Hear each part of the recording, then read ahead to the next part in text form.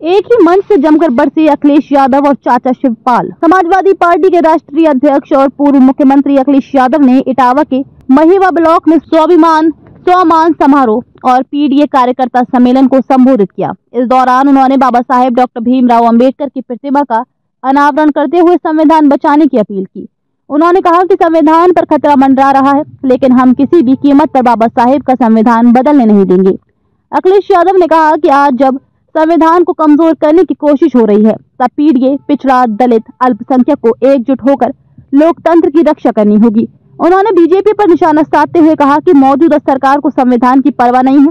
संविधान अगर कमजोर होगा तो लोकतंत्र खत्म हो जाएगा और तानाशाही आ जाएगी।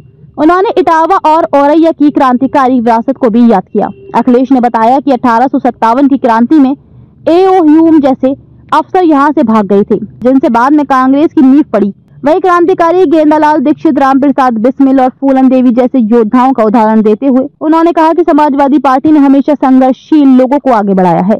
उन्होंने बसपा संस्थापक काशीराम के इटावा से लोकसभा में पहुंचने की बात भी उठाई और कहा कि समाजवादी पार्टी ने उन्हें समर्थन दिया था। अखिलेश ने ये भी कहा कि चंबल का इलाका जो पहले डकैतों के लिए जाना जाता था, आज वहाँ शेर पाले जा रहे हैं और देश की पहली लॉ एंड सफारी वहीं बनी है। फिर देश की योगी सरकार पर हमला बोलते हुए उन्होंने कहा कि बीजेपी की नीतियों से किसान, नौजवान और गरीब सब परेशान हैं। किसानों की फसलें नहीं खरीदी जा रही हैं, महंगाई बढ़ती जा रही है और रोजगार के अवसर खत्म हो रहे हैं। उन्होंने अग्निवीर योजना को भी देश विरोधी बताया और कहा कि समाजवादी सरकार आने पर इसे खत्म किया जाएगा।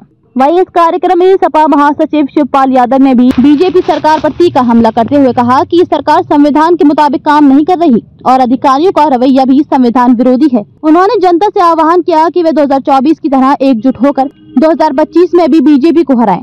इस सम्मेलन में इटावा सांसद जितेंद्र दोहरे, सांसद देवेश शाक्य, आदित्य यादव, अंशुल यादव, विधायक प्रदीप यादव, पूर्व मंत्री अशोक यादव सहित बड़ी संख्या में नेता, कार्यकर्ता और आम लोग मौजूद रहे।